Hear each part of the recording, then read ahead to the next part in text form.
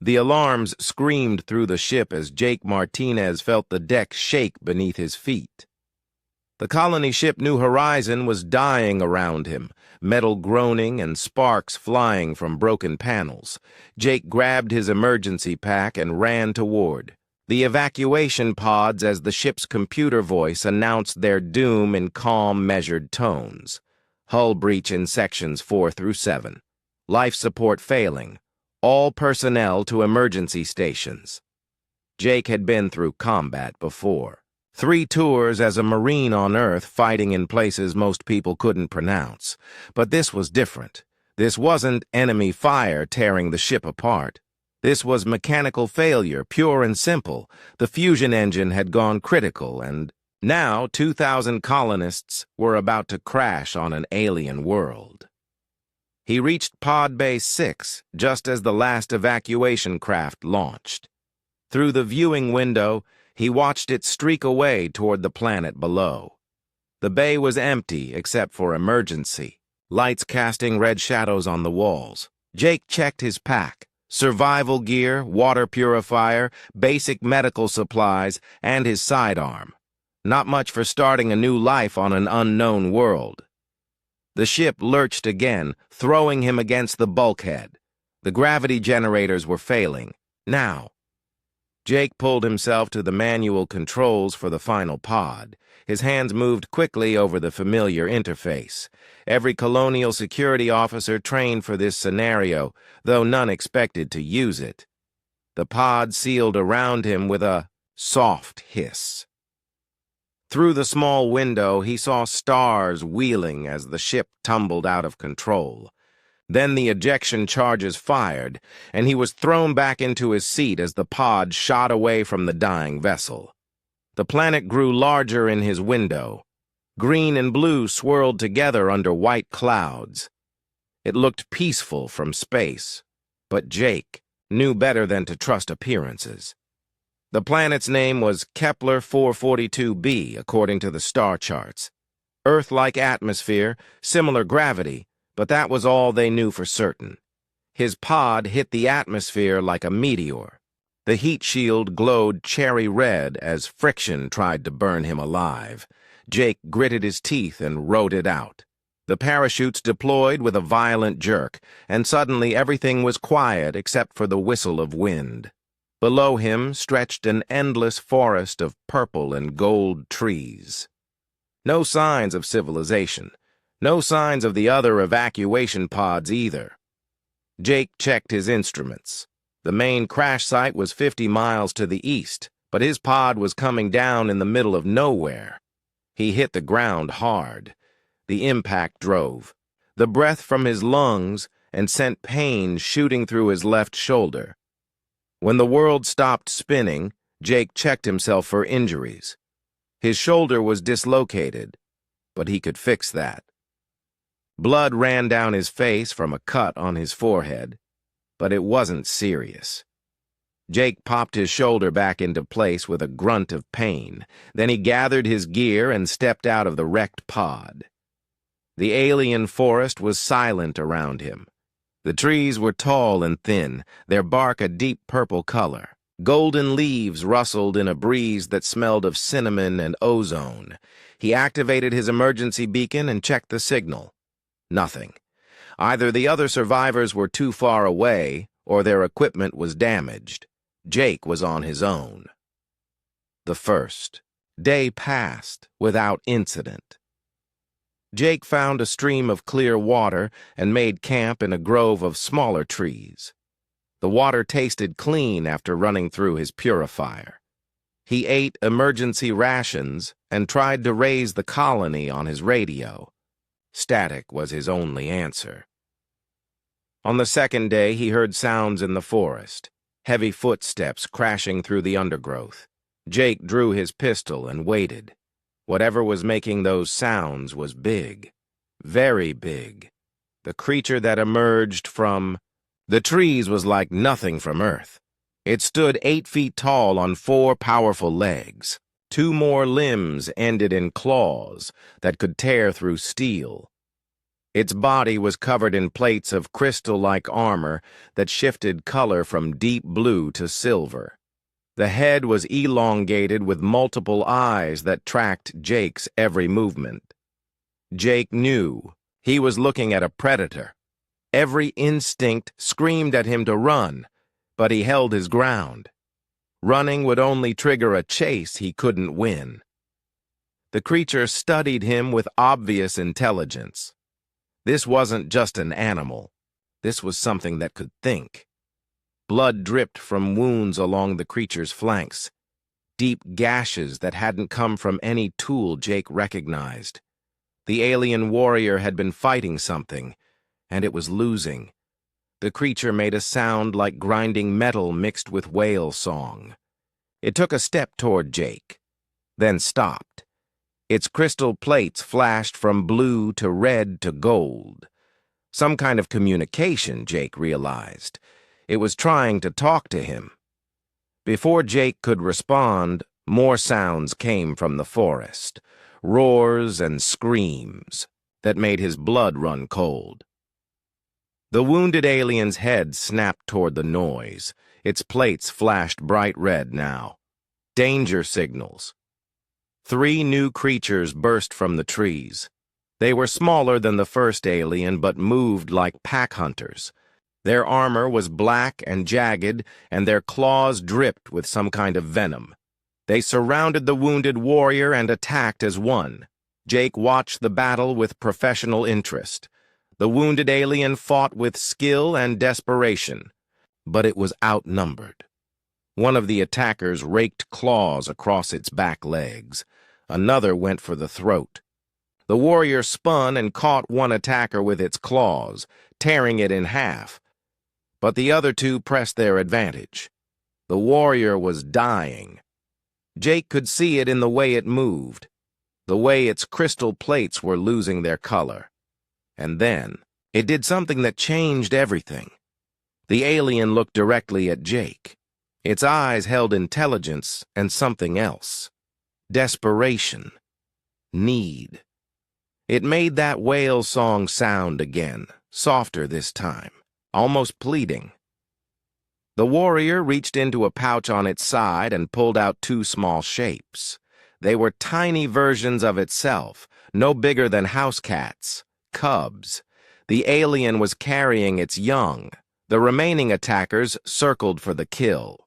The warrior's strength was almost gone. With its last burst of energy, it threw the cubs toward Jake. They landed in the soft moss at his feet, chittering in fear. The warrior's plates flashed one final message.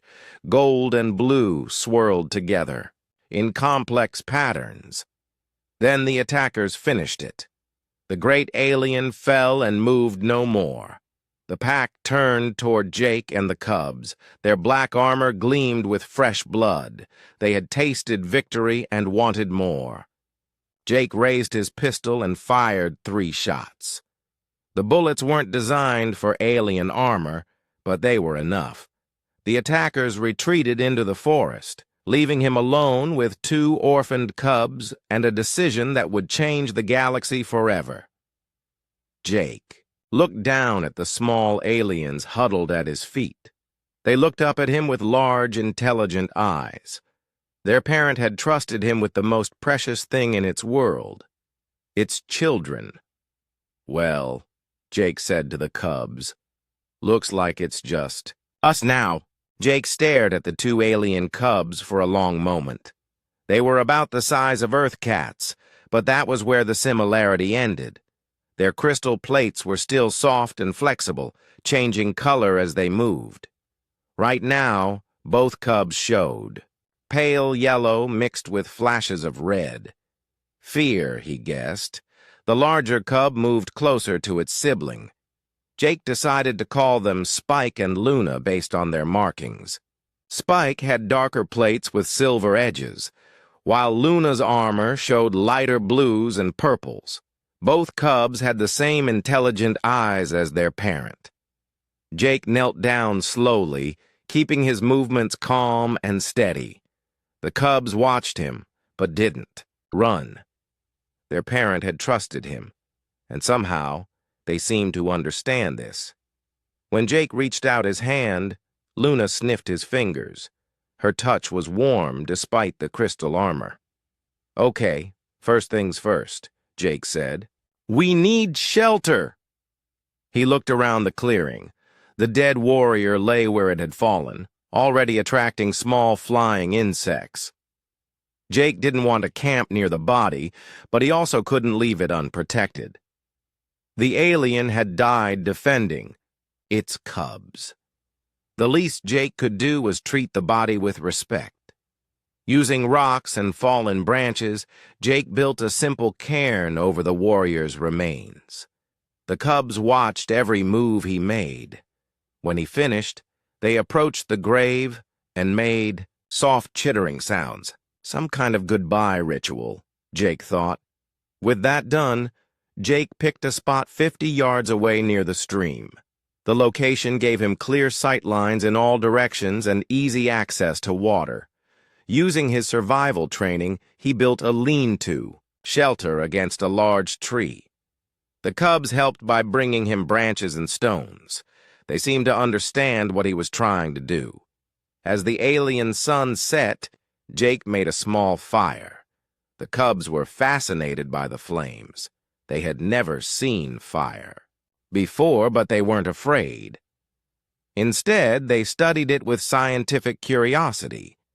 Luna even tried to touch the flames before Jake gently pulled her back. "No," he said firmly. "Hot. Dangerous." Luna chittered and flashed yellow. She was learning. The first night was difficult. The cubs were hungry, but Jake had no idea what they ate. He tried offering them pieces of his emergency rations. Spike sniffed the food and turned away. Luna tried a small bite and immediately spit it out, her plates flashing bright red. Jake remembered seeing the warrior reach into a pouch before pulling out the cubs. Maybe there was food there, too. He returned to the cairn and carefully searched the area.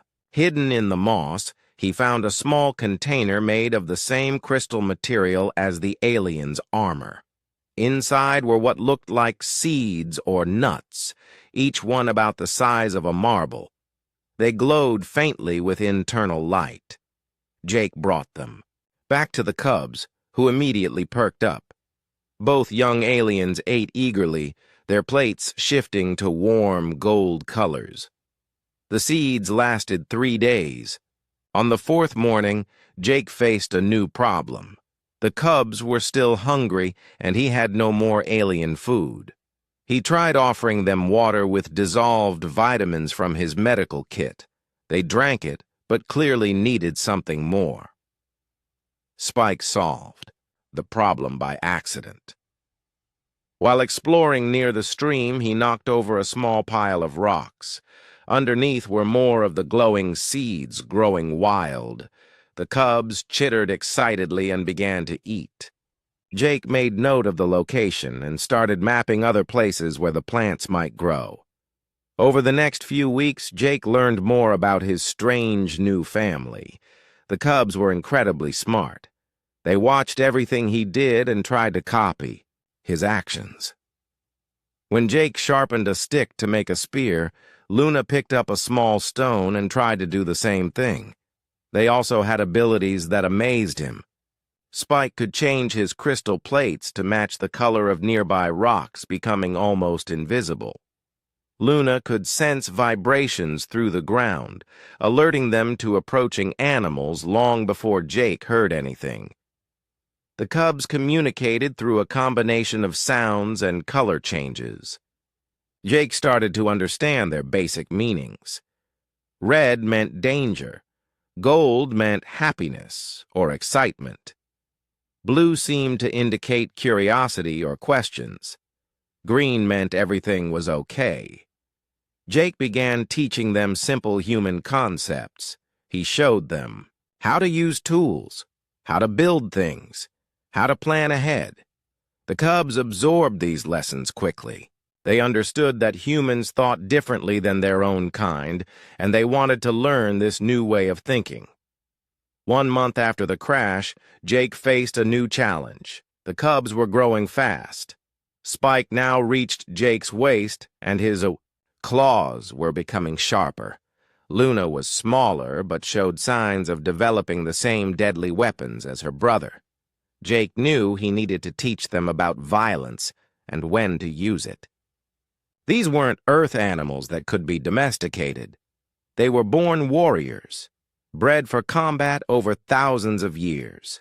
But Jake also knew they could learn discipline and control. He started with simple exercises, target practice using rocks and fallen fruit, basic martial arts forms adapted for their four-limbed bodies. Most importantly, he taught them about rules of engagement, when to fight and when to walk away. The cubs learned eagerly. They seemed to understand that Jake was preparing them for something important. Their play fighting became more structured, more purposeful. Jake began to see hints of the tactical thinking that would make them formidable opponents. 2 months in, they had their first real test. Jake woke one morning to find Luna's plates flashing urgent red. She was focused on the forest to the north, her whole body tense with alertness. Spike moved to flank whatever she sensed, his armor shifting to match the surrounding trees. Jake grabbed his spear and pistol. 3 large predators emerged from the undergrowth. They were different from the pack that had killed the cub's parent. These were solitary hunters, each one the size of a small truck. Their hides were thick and scarred, and they moved with the confidence of apex predators. The first beast charged directly at Jake. Spike intercepted it, using his claws to rake deep gouges in its flank. The predator roared and turned on the young alien, but Luna was already in position. She struck at its back legs, crippling it. Jake moved in with his spear, targeting vital spots while the cubs kept the beast distracted. Working together, they brought down the first attacker. The second predator tried to flee, but Spike ran it down. The third one faced all 3 of them at once and quickly decided to find easier prey elsewhere. After the fight, Jake looked at his 2 companions with new respect. They had fought as a team, using tactics and coordination that their species had never developed. The cubs were becoming something new, something that combined the best of both human and alien capabilities. That night, as they sat around the fire, eating cooked meat from their kill, Jake realized something important. He wasn't just surviving anymore. He was building something, a new kind of family, a new way of thinking about what it meant to be strong. The cubs seemed to understand this, too. Their plates showed complex patterns of gold and blue as they looked at Jake. They were telling him that they accepted him as their pack leader, their teacher, their family. Jake smiled and patted both of them gently. Tomorrow would bring new challenges, but tonight they were safe. They were together, and they were becoming something the galaxy had never seen before. 3 months had passed since the crash, and Jake could barely recognize the cubs anymore. Spike now stood as tall as Jake's chest, his crystal armor thick and strong. His claws could cut through wood like paper. Luna was smaller but faster, and Jake had learned she could sense things through the ground from miles away. The 3 of them had built a real home together. Jake's original lean-to had grown into a proper shelter with walls of woven branches and a roof that kept out the rain. The cubs had helped by bringing him materials and learning to use simple tools, but it was their growing intelligence that amazed Jake the most. The cubs no longer just copied what he did. They thought about problems and came up with their own solutions. When Jake showed them how to make a trap for small animals, Luna designed a better version that caught twice as many. Jake had been teaching them human military tactics adapted for their alien bodies. They learned about flanking maneuvers, ambush techniques, and coordinated attacks. The cubs absorbed these lessons and added their own instincts to create something entirely new. Their communication had evolved too. Jake now understood dozens of color patterns and sound combinations. The cubs had even learned some human words, though their alien throats couldn't pronounce them perfectly. When Spike wanted water, he would flash blue and make a sound like water. Luna had learned to say Jake in her chittering voice. On a cool morning when the alien sun was just rising, Luna's plates suddenly flashed bright red. She pressed herself, low to the ground, her whole body trembling with tension. Spike immediately moved to her side, his armor shifting to match the forest colors. Jake grabbed his weapons and listened carefully. At first he heard nothing. Then, carried on the wind, came a sound that made his blood run cold. Howling, but not from any animal he had encountered before. "Pack hunters," Jake whispered. The cubs flashed understanding patterns. Through the trees came the largest group of predators Jake had ever seen on this world. 20 creatures moved in perfect formation, each one the size of a wolf, but built like a tank. Their black armor was natural, not crystal like the cub species. These were the planet's original apex predators.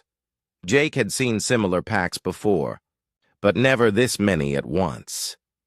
They were hunting something big, something that had wounded several of them. As they got closer, Jake realized the truth. They were hunting his family. The pack had found their scent trail and followed it here. Jake counted the enemies and calculated their chances. 20 against 3. Under normal circumstances, it would be suicide to fight. But these weren't normal circumstances. "Remember the canyon training?" Jake told the cubs. Their plates flashed. Acknowledgement. Jake had spent weeks teaching them about terrain advantage and choke points. Their home was built in a natural bowl surrounded by rocks and thick trees. There were only 3 ways in, and Jake had prepared for this day. The first predators entered from the south, moving cautiously through the trees. Jake let them come closer, waiting for the right moment.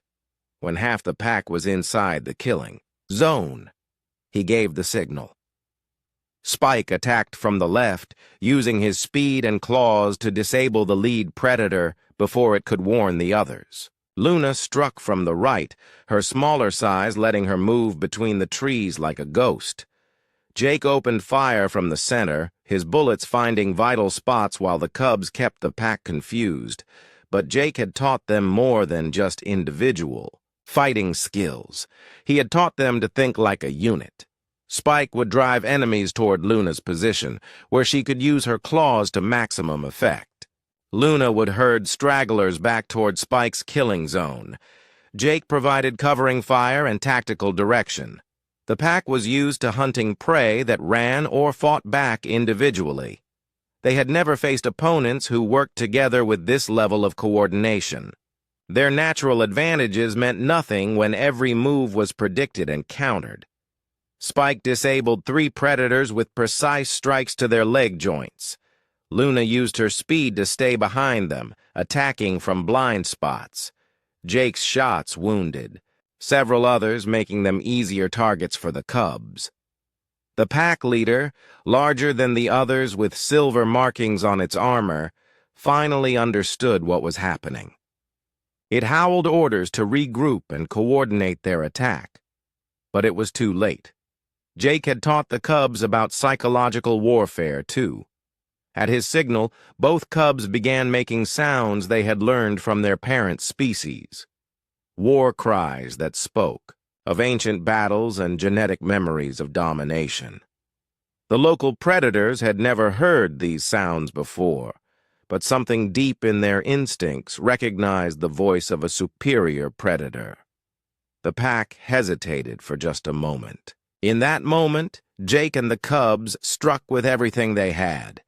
Spike charged the pack leader head-on, using combat techniques that combined human martial arts with alien anatomy. Luna flanked the remaining group, moving so fast she seemed to be in 3 places at once. Jake provided precision support, his shots disrupting the pack's attempts to coordinate. Every time they tried to surround one of the cubs, Jake's bullets forced them to break formation. The battle was over in minutes. Half the pack lay dead or wounded. The survivors fled into the forest, carrying the scent of defeat with them. The canyon that Jake and the cubs called home was safe again. After the fight, Jake checked his family for injuries. Spike had some scratches on his armor, but nothing serious. Luna was completely unharmed. She had been too fast for the enemies to even touch. As they cleaned their weapons and tended their wounds, Jake realized something important had happened. This hadn't been a desperate fight for survival.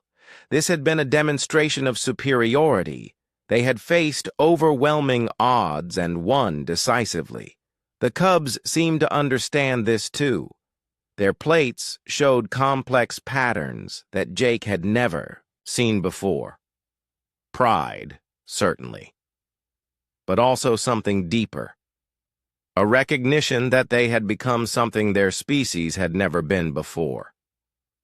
That night, as they sat around their fire, Jake looked at his 2 companions and saw the future. Spike and Luna weren't just surviving in this alien world. They were mastering it. They had combined human tactical thinking with their own natural abilities to become the ultimate predators. But more than that, they had learned about loyalty and family. They fought not just for territory or food, but for each other.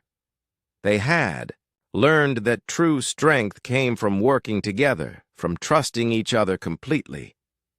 Jake smiled as he watched Luna practice a new fighting technique while Spike worked on improving their shelter.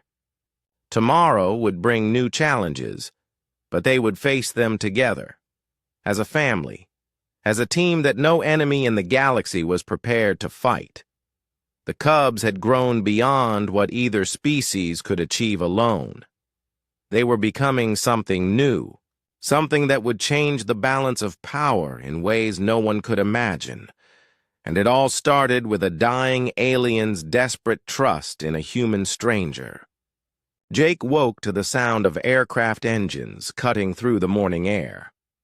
After 6 months alone with Spike and Luna, the mechanical noise seemed impossibly loud and foreign. The cubs were already alert, their plates cycling through rapid color, changes as they tracked the flying vehicles overhead. "Search pattern," Jake said, recognizing the flight formation. "They're looking for survivors." 3 atmospheric shuttles moved across the sky in a grid pattern. Jake could see the colony markings on their hulls. His people had finally found him. Jake activated his emergency beacon, sending out the standard rescue signal. Within minutes, one of the shuttles broke formation and headed toward their position. Jake felt a mix of relief and worry. He was ready to rejoin human civilization, but he wasn't sure how they would react to his new family. Spike and Luna flanked him as the shuttle landed in the clearing. They had grown even more in the past 3 months. Spike now stood taller than Jake, his crystal armor dark and imposing. Luna was sleeker, but no less dangerous, her movements fluid and precise. The shuttle's ramp lowered, and 5 people in colonial uniform stepped out. Jake recognized the leader immediately. Captain Lisa Hayes had been the head of colonial security before the crash. Her hand rested on her sidearm as she took in the scene. "Martinez!" she called out. "Thank God you're alive. We've been searching for months." "Good to see you too, Captain," Jake replied. He noticed how the search team's eyes kept moving to the cubs. "I'm not alone." Dr. Kevin Walsh, the colony's xenobiologist, stepped forward with obvious excitement. Incredible! Are those indigenous life forms? How did you manage to domesticate them? They're not domesticated, Jake said firmly. They're family. Administrator Helen Cross pushed past the others, her face hard with authority. Martinez, step away from those creatures immediately. We don't know if they're carrying diseases or parasites. Spike's plates flashed red at the hostile tone. Luna moved closer to Jake, her claws extending slightly. The cubs could sense the tension in the air, and they didn't like it. Stand down, Jake told his family. Their plates shifted to yellow, but they remained ready to fight. Captain Hayes held up her hand to calm the situation. Everyone relax. Martinez, we need to understand what happened here. How did you survive? And how did you end up with these companions? Jake told them the story, the crash, the dying warrior, the choice to care for the cubs. As he spoke, Dr. Walsh took readings with his scanner while Administrator Cross looked increasingly uncomfortable. This is a disaster, Cross said when Jake finished. You've compromised yourself by extended contact with alien biology. You could be carrying unknown pathogens. I've been fine for 6 months, Jake pointed out. That proves nothing. We need to quarantine you immediately and dispose of these creatures before they become a threat to the colony. The word dispose made both cubs react instantly. Their plates flashed bright red and they moved into attack positions. Jake stepped between them and the humans. Nobody's disposing of anybody, he said coldly. These are intelligent beings, not animals. Dr. Walsh lowered his scanner with wonder in his eyes. The readings are extraordinary. Their neural activity is off the charts. Martinez is right. These creatures are showing clear signs of sapience. I don't care if they can solve calculus, Cross snapped. They're alien predators. Look at those claws. They could kill us all without breaking a sweat. As if to prove her point, the forest around them suddenly erupted with hostile sounds. A pack of the local predators had been drawn by the shuttle's noise. Jake counted at least a dozen of the wolf-like creatures moving through the trees. Defensive positions, Captain Hayes ordered, drawing her weapon. The search team spread out, but they were clearly outmatched. These weren't soldiers. They were scientists and administrators with basic weapons training. Jake looked at his cubs. Remember the drill, he said quietly. What happened next would be talked about in the colony for years to come. Spike and Luna moved like liquid death, flowing between the trees with impossible grace. They used every tactic Jake had taught them and added their own innovations. Spike drew the pack's attention with a frontal assault, his roar echoing through the forest. While the predators focused on him, Luna circled around behind them. She struck like lightning, disabling 3 enemies before they knew she was there. Jake provided covering fire, but he barely needed to. The cubs worked together with perfect coordination, communicating through color flashes and subtle movements. They herded the pack into a kill zone and systematically eliminated the threat. The battle lasted less than 5 minutes. When it was over, the search team stood in stunned silence. They had just watched 2 alien creatures save their lives using tactics that no Earth animal could comprehend. Dr. Walsh was the first to speak. That was military-level coordination. They're not just intelligent, they're strategic, thinkers. Administrator Cross had gone pale. How did they learn to fight like that? I taught them, Jake said simply. Human tactics adapted for their abilities. Captain Hayes holstered her weapon and approached the cubs slowly. Spike and Luna watched her carefully, but didn't show aggression. Their plates were calm blue now, indicating curiosity rather than hostility. May I? Hayes asked Jake, extending her hand toward Luna. Jake nodded. Luna sniffed the captain's fingers, then allowed herself to be gently petted. Her plates shifted to warm gold, showing pleasure at the contact. "They're beautiful," Hayes said softly. "And they trust you completely." "They saved our lives," Dr. Walsh added. "Without them, that pack would have torn us apart." Administrator Cross was not convinced. "This doesn't change anything. They're still dangerous alien creatures. The Colony Council will never approve of bringing them back." A new voice spoke from the forest. "Actually, they will." Everyone turned to see a tall man in colonial uniform emerging from the trees. Jake recognized him as Commander Bruce Stone, the colony's military leader. "Commander," Captain Hayes said with surprise, "what are you doing here?" "Following up on some very interesting radio chatter," Stone replied. He looked at Jake and the cubs. "With professional assessment. Martinez, I've been listening to your conversations with these creatures. They understand tactical concepts that most human soldiers struggle with." "Yes, sir," Jake confirmed. Stone walked closer to Spike, showing no fear despite the alien's imposing size. "We've been having problems with the indigenous wildlife. Organized attacks on our perimeter. The local predators are smarter than we expected, and they're coordinating their assaults." Jake understood immediately. "You need better tactics." "We need teachers," Stone corrected. "People who understand how to fight on this world. And from what I've seen, your companions here are the best qualified instructors we could ask for." Administrator Cross started to protest, but Stone cut her off with a gesture. "The Colony Council has already voted," he said.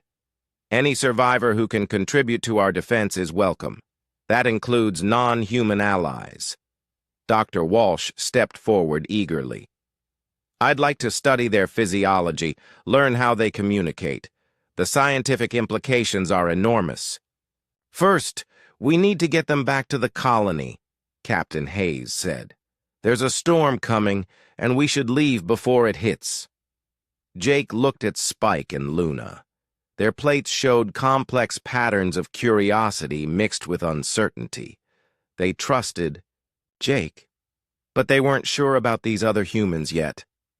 "It's okay," Jake told them. "These are my people. They want to learn from us." The cubs exchanged color flashes, their own private conversation. Finally, both of them moved closer to Jake and showed calm blue patterns. They were ready to trust his judgment.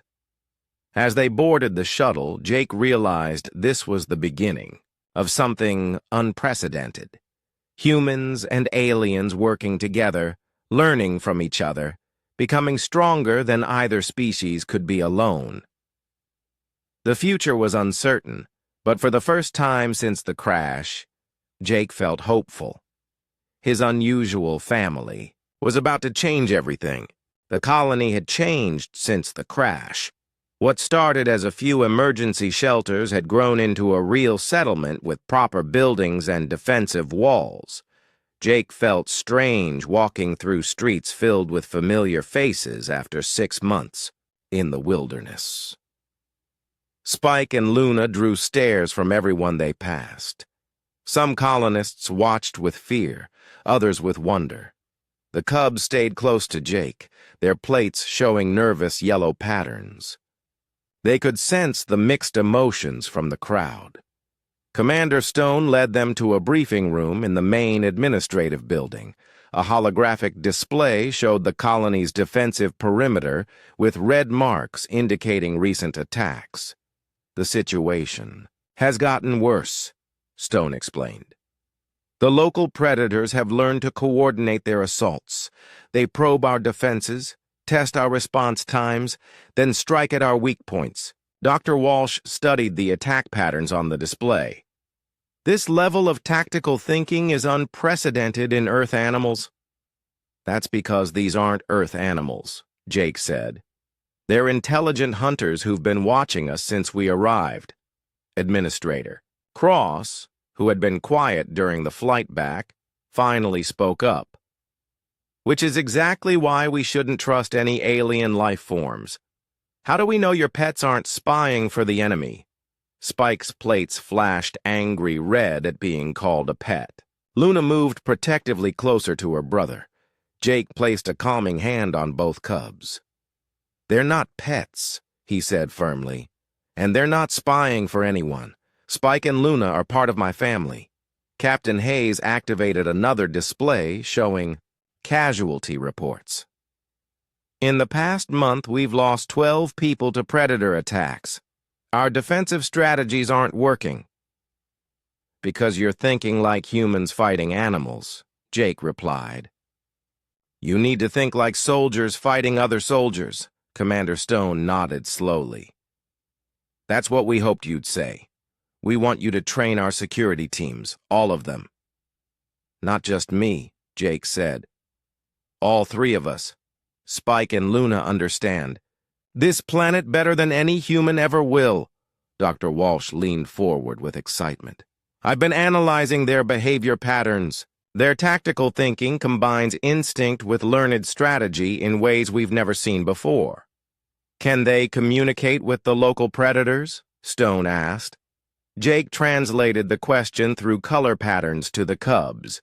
Luna responded with a complex series of flashes that Jake had learned meant different tribe, different language. No, Jake explained. It would be like asking a human to talk to a shark. Same planet, completely different evolution. But they can predict predator behavior? Hayes pressed. This time Spike answered, his plates showing confident gold mixed with tactical blue. Jake smiled. Better than predict. They can outthink them. Stone made his decision. Effective immediately, Martinez. You're promoted to head of defensive training. Your companions are designated as special tactical advisors. Administrator Cross stood up angrily. You can't give alien creatures official positions in the colonial government. I can and I have, Stone replied. The survival of this colony is my responsibility. If working with non-human allies gives us an advantage, then that's what we'll do. Before Cross could argue further, alarms began blaring throughout the building. Emergency lights flashed red as the colony's defensive systems activated. Attack on the south perimeter, a voice announced over the comm system. All security personnel to emergency stations. Stone was already moving toward the door. How many? He called to the control room. At least 30 hostiles, sir. They're using coordinated assault patterns. Jake looked at Spike and Luna. Both. Cubs were already shifting their armor to darker combat colors. They knew what was coming. This is our chance to show them what we can do, Jake told his family. The three of them followed Stone and Hayes to the command center. Through the reinforced windows, Jake could see the southern wall where colonists were firing into the forest. Muzzle flashes lit up the darkness, but the defenders were clearly struggling. They're not attacking the wall directly, Hayes observed. They're trying to draw our forces out of position. Spike made a chittering sound and flashed tactical patterns at Jake. Luna added her own observations through rapid color changes. The cubs say it's a feint, Jake translated. The real attack is coming from the east. How can they know that? Stone demanded. Luna can sense vibrations through the ground, Jake explained. She's reading movement patterns we can't detect. Stone hesitated for a moment, then activated the comm system. All eastern defenses prepare for incoming assault. Redirect half the southern forces to the eastern wall. The order had barely been given when explosions erupted along the eastern perimeter. Dozens of predators swarmed out of the forest, using the southern attack as a distraction exactly as Spike had predicted. How did they know? Dr. Walsh whispered in amazement. Because they think like warriors. Jake said. And warriors recognize warrior tactics. The battle was fierce but brief. With advance warning, the colonists were ready for the real assault. The predators found prepared defenses instead of the easy targets they expected. After losing several pack members, they retreated back into the forest. Commander Stone turned to Jake with new respect. Your tactical advisors just saved a lot of lives. This is just the beginning, Jake replied. If you want to really secure this colony, we need to train everyone to think differently. Over the next few days, Jake began implementing a comprehensive training program. He taught the security teams about predator psychology, pack behavior, and terrain advantage. But more importantly, he taught them to work as a coordinated unit. Spike and Luna proved to be excellent teachers in their own way. They demonstrated combat techniques that human trainers could never replicate. They showed the colonists how to read environmental signs and predict enemy movements. Dr. Walsh documented everything, creating the first comprehensive guide to interspecies military cooperation. His research would later become required reading at military academies across human space. But not everyone was happy with the changes. Administrator Cross gathered a group of colonists who opposed working with aliens. They held secret meetings and spread rumors about the cubs being dangerous. This is unnatural, Cross told her followers. Humans shouldn't be taking orders from monsters. The tension came to a head 2 weeks later when Cross confronted Jake directly. I'm calling for a colony-wide vote, she announced in the main assembly hall. The people have a right to decide whether alien creatures should have authority over human lives. Jake stood calmly as Cross laid out her arguments. She spoke about contamination risks, unknown alien motives, and the danger of trusting creatures they couldn't fully understand. When she finished, Jake stepped forward with Spike and Luna at his side. The cubs' plates showed calm blue patterns, indicating they weren't threatened by the political challenge. Administrator Cross is right about one thing, Jake said. You do have the right to decide, but you should make that decision based on facts, not fear. He activated the hall's display system, showing casualty statistics from before and after the cubs' arrival. The numbers spoke for themselves. Predator attacks had dropped by 70%, and no colonists had died since the new training began. Spike. And Luna aren't asking for your trust, Jake continued. They're earning it every day by keeping you alive. The vote wasn't even close. 3/4 of the colonists supported continuing the alliance with their alien defenders. Cross was voted out of her administrative position, replaced by someone who understood the value of their new allies. That night, as Jake sat with his family outside their quarters, he looked up at the alien stars and felt something he hadn't experienced since the crash. Hope for the future. They had proven that humans and aliens could work together. They had shown that cooperation was stronger than fear. And they had laid the foundation for something that would soon change the entire galaxy. But Jake didn't know that yet. He didn't know about the vast alien fleets moving through space toward their little planet. He didn't know that Spike and Luna were more than just random cubs he had rescued. He was about to learn that some trusts carry consequences, beyond anything he could have imagined. The morning sky turned dark with massive shadows passing overhead. Jake looked up from the training field where he was teaching colonists advanced tactical maneuvers to see ships that defied imagination. They were enormous, crystalline vessels that seemed to be grown rather than built, stretching for miles across the sky. Spike and Luna immediately went rigid with attention. Their plates flashed rapid sequences of colors Jake had never seen before. Ancient patterns, he realized. Genetic, memories awakening in response to something they recognized on an instinctual level. "Those are Vorthak warships," Dr. Walsh said, his voice filled with awe as he studied his scanner readings. The energy signatures matched the Cub's biology perfectly. Commander Stone was already on his communicator, trying to coordinate the colony's response. "All defensive positions, hold your fire unless directly threatened. This is a first contact situation." Jake placed his hands on both Cubs, feeling the tension in their crystalline armor. "Are those your people?" he asked through color patterns. Spike's response was complex, pride mixed with fear and uncertainty. Luna added her own patterns that Jake interpreted as recognition but also sadness. These ships represented their heritage, but also a past they had grown beyond. The largest vessel descended toward the colony's landing field. As it approached, Jake could see details that took his breath away. The ship's hull was covered in the same type of crystal armor as the Cubs, but ancient and weathered by countless battles. Weapon ports dotted its surface like jewels. The ship landed with surprising gentleness for something so massive.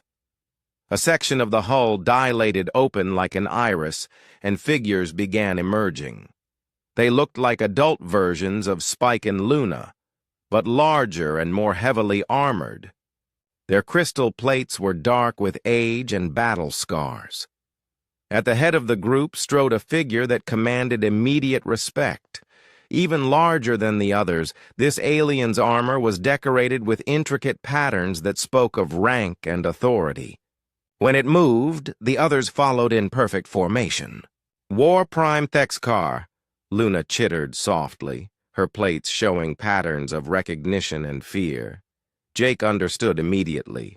This was royalty, military aristocracy of the highest order. And somehow his Cubs were important enough to bring the alien equivalent of a king to this remote planet. The delegation approached the colony's main gate, where Commander Stone waited with his senior staff. Jake moved forward with Spike and Luna, knowing this meeting was about his family as much as human-alien relations.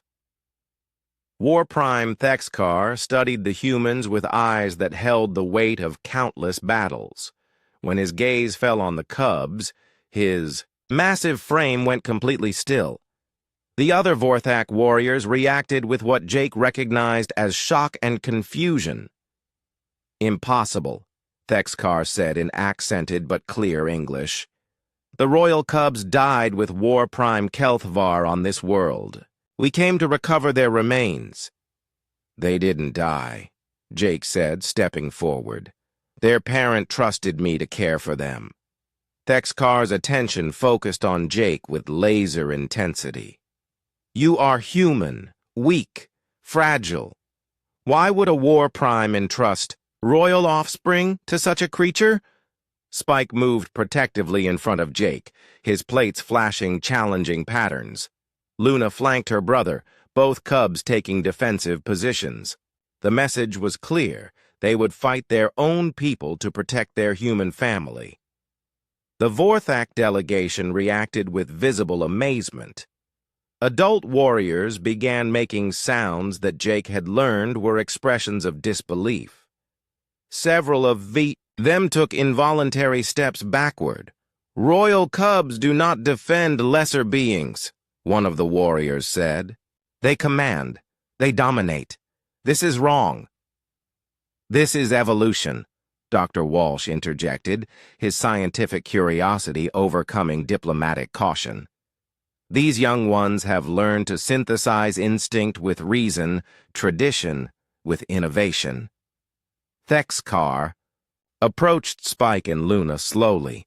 He spoke to them in their native language, a complex series of tones and color patterns that Jake could only partially understand. The Cubs responded, but their patterns were different from the traditional forms. They had developed their own dialect, mixing human concepts with Vorthak instincts. They speak of human tactics, Thexkar said with confusion. Of cooperation and shared strength. These are not Vorthak concepts. They're better concepts, Jake said firmly. Stronger than fighting alone. Before Thexkar could respond, alarms began sounding across the colony. Captain Hayes's voice crackled over the communication system from the command center. Multiple contacts incoming from deep space. Unknown configuration, but they're massive and moving fast. The sky above them began to shimmer as new ships dropped, out of faster-than-light travel. These vessels were nothing like the graceful Vorthak warships. They were ugly, utilitarian things that looked more like flying tumors than spacecraft. Their hulls were organic, pulsing with veins of bioluminescent light. Krillians! Thexkar spat, his plates flashing patterns of pure hatred. The Devourers have found us! Jake had never heard the name before, but the Vorthak reaction told him everything he needed to know. These were enemies, ancient enemies who inspired fear even in a species of born warriors. How many? Commander Stone demanded. Dr. Walsh was reading his instruments with growing alarm. 47 capital ships, hundreds of smaller craft. They're launching assault pods toward the planet. Thexkar turned to his warriors and began issuing rapid orders in the Vorthak language. Jake caught enough to understand they were preparing for battle, but the alien commander's tone suggested this was a fight they expected to lose. Wait, Jake said. We don't have to fight them separately. Humans cannot stand against Krillian. Battle swarms, Thexkar replied dismissively. Your weapons are insufficient. Your tactics are primitive. Spike and Luna moved to Jake's sides, their plates showing complex patterns that mixed confidence with determination. Jake smiled as he understood their message. Our tactics aren't primitive, he said. They're different. And different is exactly what wins wars. The first Krillian assault pods were already entering the atmosphere, trailing fire as they descended toward the colony. Jake could see through his binoculars that each pod was the size of a building and probably carried dozens of enemy troops. Show. Them, Jake told his cubs. What happened next would be recorded in military histories for generations to come. Spike and Luna began demonstrating the tactics Jake had taught them. Human concepts adapted for alien physiology. They showed flanking maneuvers, coordinated strikes, and defensive formations that no Vorthak had ever seen before. But more than that, they showed the Vorthak delegation how they worked with humans. Jake called out tactical adjustments, and the cubs adapted instantly. When he pointed out target priorities, they understood immediately. When he suggested alternative approaches, they improved on his ideas with their own innovations. The adult Vorthak watched in stunned silence as the cubs demonstrated capabilities their species had never developed. These weren't just warriors. They were strategic thinkers who could adapt, improvise, and overcome through cooperation. Impossible, one of the warriors whispered. Royal blood does not serve. It doesn't serve, Jake corrected. It partners. Thexkar studied Jake with new understanding. You have taught them to think beyond instinct. They taught me to think beyond human limitations, Jake replied. We're stronger together than either of us could be alone. The first Krillian pods hit the ground just outside the colony's perimeter. Organic hatches split open, disgorging creatures that looked like living nightmares. They moved in coordinated swarms using tactics that had conquered dozens of worlds. Now we find out if stronger together is strong enough, Jake said, checking his weapons. Thexkar looked at his warriors, then at the human-trained cubs, then at Jake. His plates flashed patterns that Jake had learned meant decisive action. War brothers. Thexkar announced to his delegation, using a term Jake didn't recognize. "We fight as one people today." Jake felt a chill of recognition. War brothers. In Vorthak culture, it was the highest honor possible. It meant acceptance as equals in battle, regardless of species or origin. The real test was about to begin. Everything Jake had taught about, cooperation and synthesis, was going to face the ultimate challenge. He just hoped it would be enough. The Krillian assault began at dawn with a coordinated attack that should have overwhelmed any defense. Thousands of organic fighters swarmed from their landing pods, while massive bioships in orbit provided covering fire.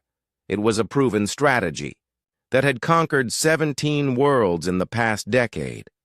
But Jake and his allies were ready with something the Krillians had never faced before: a completely new way of fighting. The battle started badly for the defenders. Traditional Vorthak tactics called for individual warriors to charge the enemy in displays of personal courage. The Krillians had faced this approach many times before and knew exactly how to counter it. Their swarm fighters surrounded isolated Vorthak warriors and brought them down through sheer numbers. "This isn't working," Commander Stone reported from the command center. "We're losing too many people." Jake stood on the colony's main wall with Spike and Luna, watching the chaos below. The Cubs' plates showed tactical blue patterns as they analyzed the battle flow. They could see what needed to be done. "Signal retreat to checkpoint Alpha," Jake ordered into his communicator. "Retreat?" "War Prime." Thexkar's voice came back with confusion. "Vorthak, do not retreat." "Vorthak don't," Jake agreed, "but War Brothers do when it's smart." Spike reinforced Jake's order with authoritative color patterns that carried the weight of royal command. The other Vorthak warriors responded to genetic programming that told them to obey royal cubs, even when those cubs were suggesting unthinkable actions. The defenders fell back in organized stages, drawing the Krillian swarms into carefully prepared kill zones. Human marksmen provided covering fire while Vorthak warriors used their natural armor to absorb damage that would destroy humans. But most importantly, they worked together as a single unit instead of as individuals. Luna positioned herself at a choke point between two buildings where the Krillians were forced to funnel their attack. Her smaller size and incredible speed let her strike at the enemy's flanks while they focused on the human defenders. Spike led counterattacks that combined his natural weapons with human tactical concepts, hitting the enemy where they were weakest. Dr. Walsh coordinated from the command center using his scientific analysis to predict Krillian movement patterns. "They're adapting to our tactics faster than expected," he reported. "But they seem confused by the cooperation between species." Jake understood why. The Krillians were used to fighting species that maintained clear hierarchies and predictable behaviors.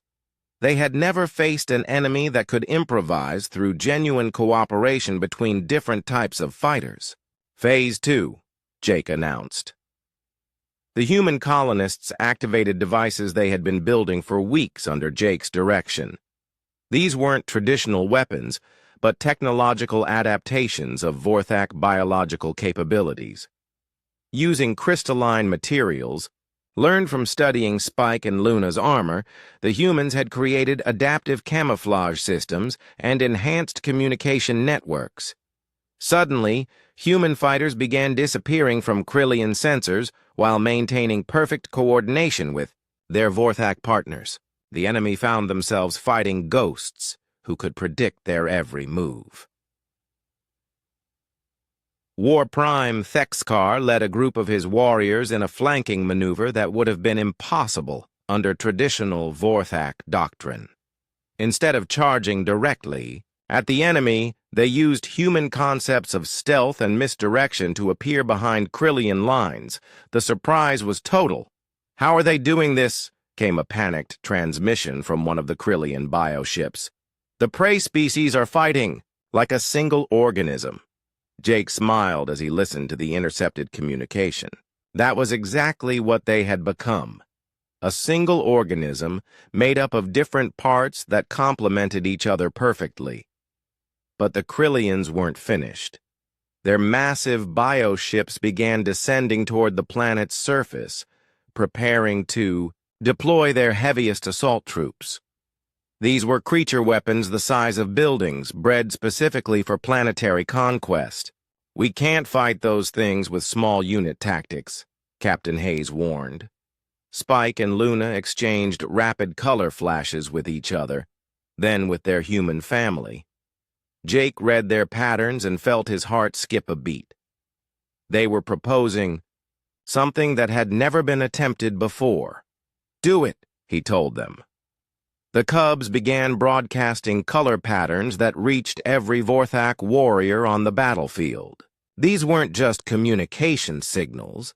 They were genetic activation codes that had been dormant in their species for thousands of years. Patterns that called up ancestral memories of when their people fought as a true collective instead of as individual warriors. Every Vorthak on the battlefield suddenly moved with perfect synchronization. They formed into larger tactical units that responded to the Cubs' commands like extensions of their own bodies. It was the ancient way of war that their species had forgotten in favor of personal glory. But Jake and the humans added their own element to this ancient formation. They provided the tactical analysis and strategic thinking that turned genetic instinct into calculated precision. The result was a fighting force that combined the best of both species' capabilities. The Krillian. Heavy assault troops landed to find themselves facing something that should have been impossible. A multi-species army that fought with unity they had never achieved themselves, despite being a hive mind species. Luna coordinated the defense of the Eastern Wall, using her speed and tactical sense to direct both human and Vorthak defenders. Spike led assault teams that struck at Krillian weak points with surgical precision. Jake provided overall tactical coordination, turning individual battles into part of a larger strategic victory. Dr. Walsh watched the battle from the command center with scientific amazement. "The integration is complete," he reported. "They're not fighting as separate species anymore. They're fighting as something entirely new." The tide of battle turned decisively in the defenders' favor. Krillian bioships began retreating from the planet's surface as their ground forces collapsed. The enemy commanders couldn't understand how their proven tactics were failing so completely. "Impossible," came another intercepted transmission. "The prey species should not be capable of this level of coordination."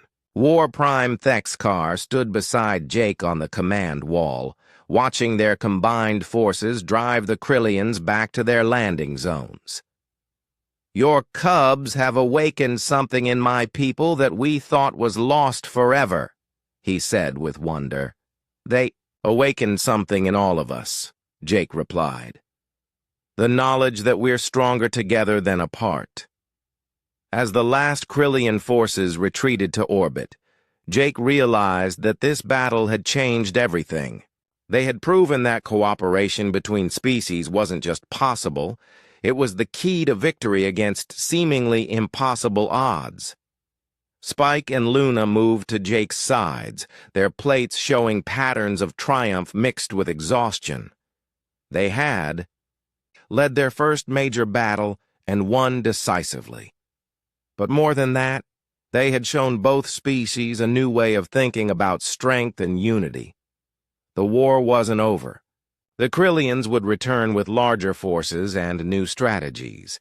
But now the defenders had something that couldn't be easily countered, a form of cooperation that made them more than the sum of their parts. Jake looked up at the alien sky where Krillian ships were retreating beyond the horizon. Tomorrow would bring new challenges, but tonight belonged to the defenders.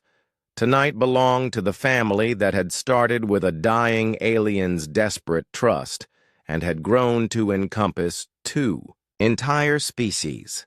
The revolution had begun. 5 years had passed since the first Krillian attack, and the galaxy had changed in ways no one could have predicted. What started as a desperate alliance on a remote colony world had grown into something that challenged the very foundations of interstellar civilization. Jake stood in the main hall of the Interspecies Combat Academy, watching a group of young humans and Vorthak practice advanced tactical maneuvers together. The students moved with fluid coordination that would have seemed impossible just a few years ago. Human strategic thinking merged seamlessly with Vorthak combat instincts to create fighting techniques that neither species could achieve alone. Spike and Luna, now fully adult and bearing the crystal armor of war primes, supervised the training with the patience of experienced teachers. Their plates showed calm blue patterns as they corrected student mistakes and demonstrated proper techniques. They had chosen teaching over traditional leadership roles, understanding that education was the key to lasting change. The integration. Protocols are exceeding all projections, Dr. Walsh reported as he approached Jake with his latest research data. The new generation doesn't see species differences as barriers. They see them as tactical advantages. Jake nodded as he watched a human student adapt a Vorthak fighting technique while her alien partner incorporated human strategic concepts into his movement patterns. They're not learning to work together, he observed. They're learning to think together.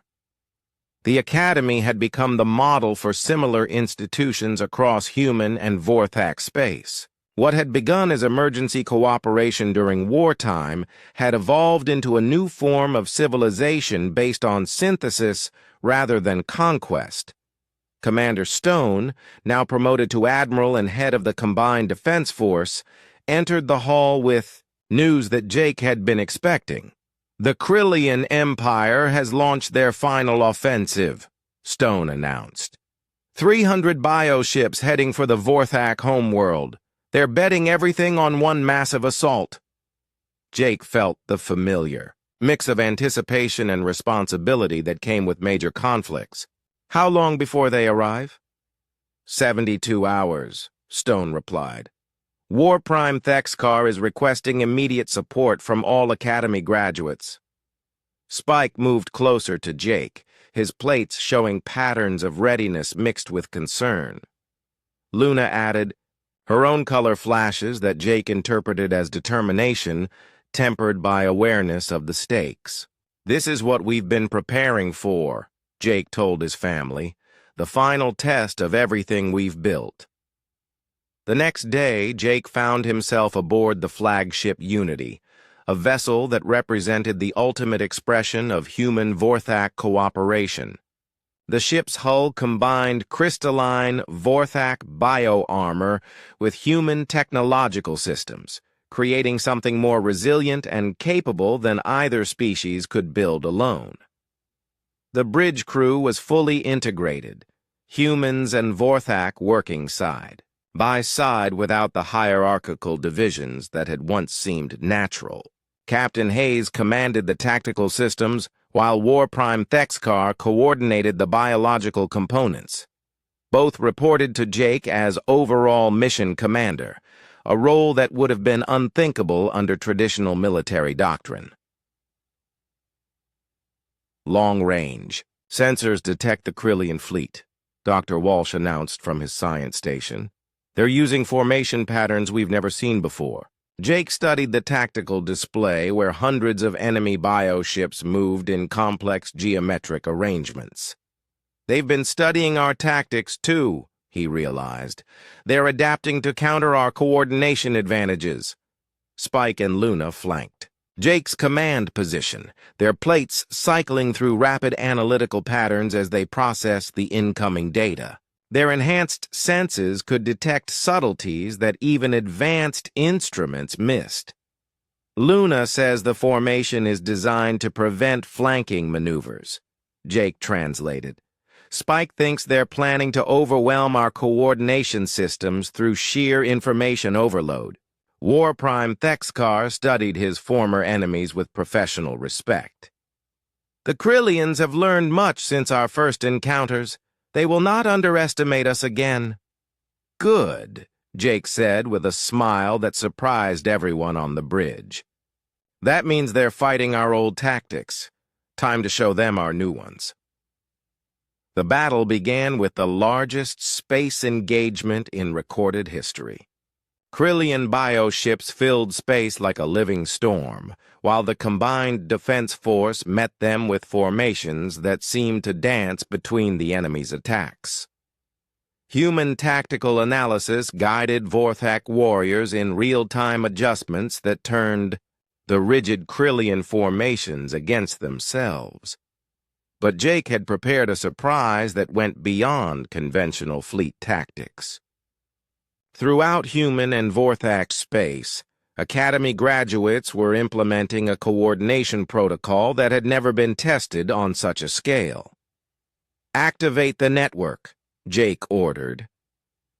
Across dozens of star systems, Academy-trained teams began working, in perfect synchronization despite being separated by vast distances. Human strategic centers provided analysis to Vorthak battle groups in real time.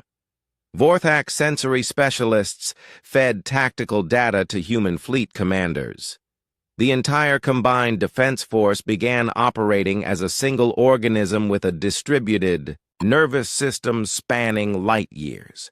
The Krillians found themselves fighting an enemy that seemed to anticipate their every move. When they adapted to local conditions, the defenders had already adjusted to counter their adaptations. When they tried to exploit weaknesses, they discovered those weaknesses were traps designed to draw them into killing zones. Impossible came intercepted Krillian communications. How can they coordinate across such distances? Their command structure should collapse under information lag. Jake smiled as he listened to the enemy's confusion. They were thinking in terms of traditional command hierarchies where orders flowed from top to bottom. They couldn't understand a system based on mutual cooperation where every unit contributed to the overall tactical awareness. Spike and Luna had taken personal command of assault teams that struck directly at the Krillian flagship. Their adult forms were magnificent, 8 feet of crystalline armor moving with deadly grace through the enemy ship's corridors. But they weren't fighting alone. Human tech specialists provided electronic warfare support while Vorthak warriors cleared their path. Jake coordinated the overall assault from Unity's bridge, but he was also connected to every team leader through the Academy's communication protocols. He could feel the flow of the battle through dozens of simultaneous connections, processing information that would have overwhelmed any individual but became manageable through distributed processing. "The Krillian command structure is collapsing," Captain Hayes reported. "They can't adapt fast enough to counter our integration protocols." The final phase of the battle came when Spike and Luna reached the Krillian Emperor itself, a massive bioform that served as the central intelligence for the entire swarm fleet. Instead of the traditional Vorthak approach of single combat, they used coordinated tactics that Jake had taught them years ago. Working with their human support teams, the Cubs disabled the Emperor's control systems and severed its connections to the fleet. Without central coordination, the Krillian bioships began attacking each other in confused panic. The war was over in hours instead of the years everyone had expected. In the aftermath, Jake stood in the Academy's memorial garden, with Spike and Luna looking at monuments to those who had died building the Alliance. The Cubs' plates showed complex patterns of satisfaction mixed with sadness. victory tempered by the cost of achieving it. "What happens now?" Captain Hayes asked as she joined them in the garden. Jake watched young humans and Vorthak playing, together in the distance, their laughter carrying across the evening air. "Now we build something that makes sure this never happens again," he said. The academy expanded into a full university dedicated to interspecies cooperation. Trade agreements replaced territorial disputes. Cultural exchange programs brought different species together in ways that made future conflicts almost impossible to imagine.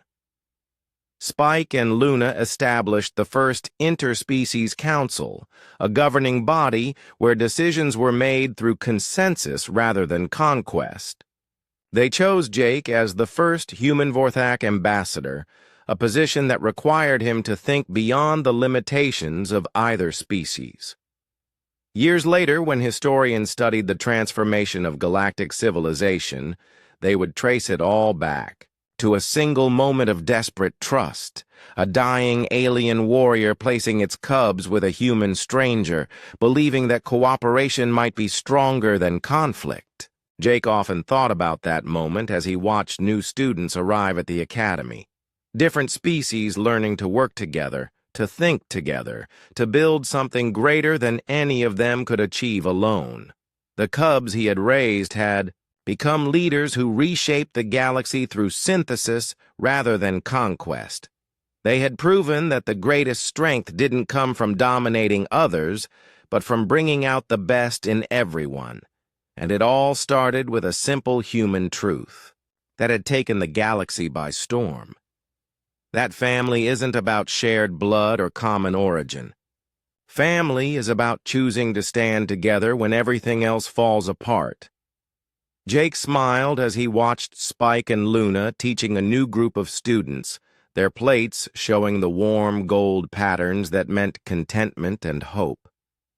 The future was bright, and it belonged to everyone who was willing to reach across the spaces between species and say, "We are stronger together." The revolution was complete.